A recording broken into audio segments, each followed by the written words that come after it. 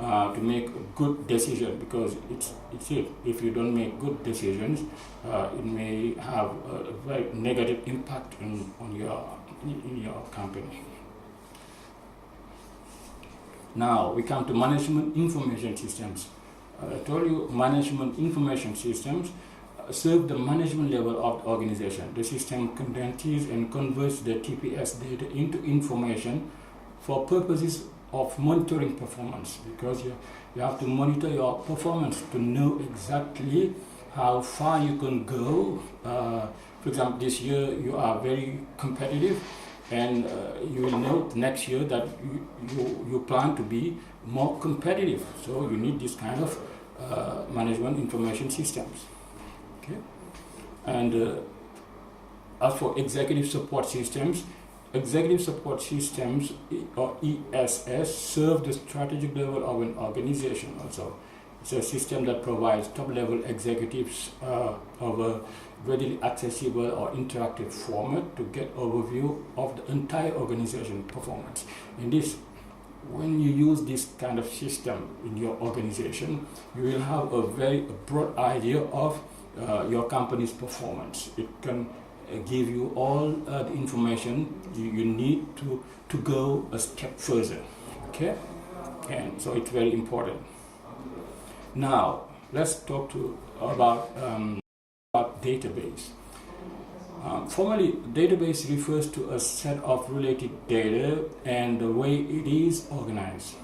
And here, the database management system is the tool, the main tool or the principal tool that companies are using, because it provides varied functions that allow entry, storage, and retrieval of large quantity of information. Because don't forget that sometimes in a company,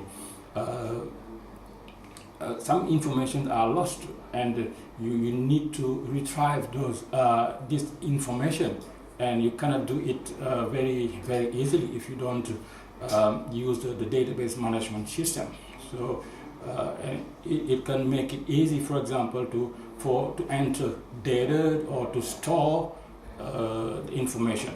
So database management system is also very important in a company, and almost all companies now are resorting to this system. And now, what type of things are databases? I told you that it is, for example, information and data. So let's go very quickly here, because we already talked about it. Okay. And now the types of databases. We say centralized database, and for example, if you compare centralized database and distributed database, there is a slight difference between the two types of databases. For centralized database, it is located and maintained in one location. Okay, unlike distributed database. With distributed database, it's a database in which storage devices are not all attached to a common CPU. Okay, central processing unit, we say. So this is the difference between a centralized database and a distributed database. Now, full text database. This database contains the complex text of books or dissertations or journals or magazines, newspapers, or other kind of textual documents, also called a complex database, text database. Okay. Now, if you take another tab, you have government database. It collects personal information for various reasons. It can be mass surveillance, it can be whatever, for security purposes, because it's at the level of government. Okay. We have mobile database. It can interest you because a mobile database can be connected to a mobile computing device or over a mobile network. If you have a network and you have your mobile phone, you can use this, and it can help you. We also have online database. It's a database accessible from a network, including from the internet. So it is maybe sometimes a kind of database you have access to. Okay. Now let's talk about storage and processing of information. If you have in a company, sometimes you have a lot of information you have to handle or to manage. Therefore, it's important for you to have some techniques or some procedures for you to store or process your data. And now we have two types of storage. We have temporary storage of data and permanent storage of data. Now, how it goes with temporary storage of data. With this kind of storage, computers have been used. Here, let me just tell you about historical or the historics of this. Because computers have been used since 1950s for the storage and processing of data. So you can see that this is not something new. Okay, it started very long before.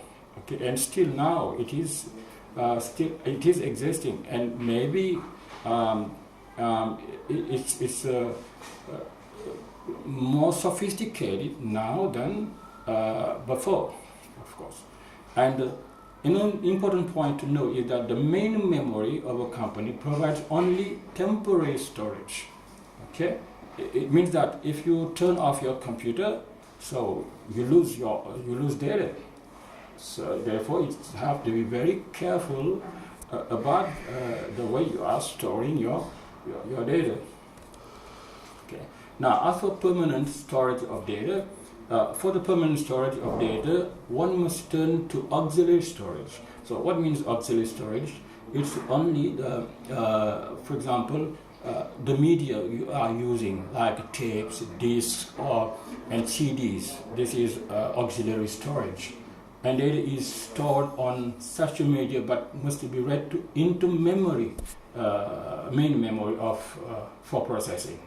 If not, on the other way around, you cannot process your data. Okay. And now let's talk about data protection principles. There are many principles you have to care about when it comes for you to protect your data.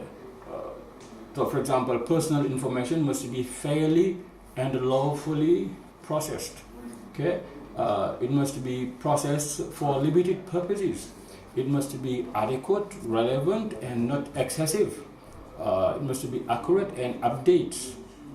All these are means for protecting your data. It must not be kept for longer than is necessary. Because yes, if you keep it for so long, you may even lose this kind of this information, because the way you store it may be or may pose a problem, I would say. Okay, or maybe a problem. And personal information must not be transferred to other countries without adequate protection. Okay, of course now people are using many ways for protecting their information or personal data. If we in other occasions we could talk about the method of protecting your data.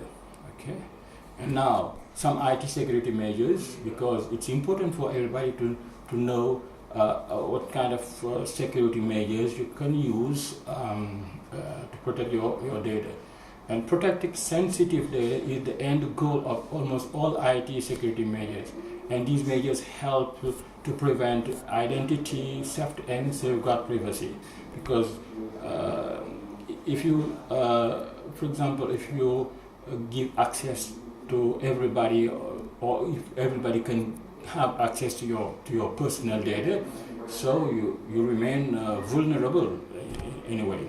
Therefore, data security is fundamental And for example, you must plan ahead, you must develop a plan to review your data security status and policies to create routine processes to access, handle, and store the data safely. You must archive even unneeded data, because, for example, if you no longer need some data, you have to archive them somewhere, so that if, for example, one day you need them, you need to have a look on that. You know how to where to find it anyway. Okay. And know your data also. Know your data, it's important. Know what data you have and what levels of protections are required to keep the data both confidential and safe from loss. Okay? Because if you lose your data, maybe it's going to be very difficult for you to have it again, or it's complicated sometimes. Okay?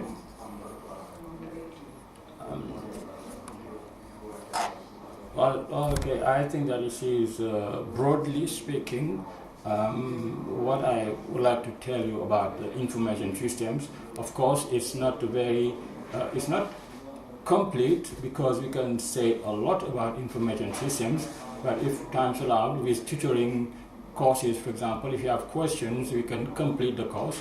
And thank you very much for your attention. Goodbye.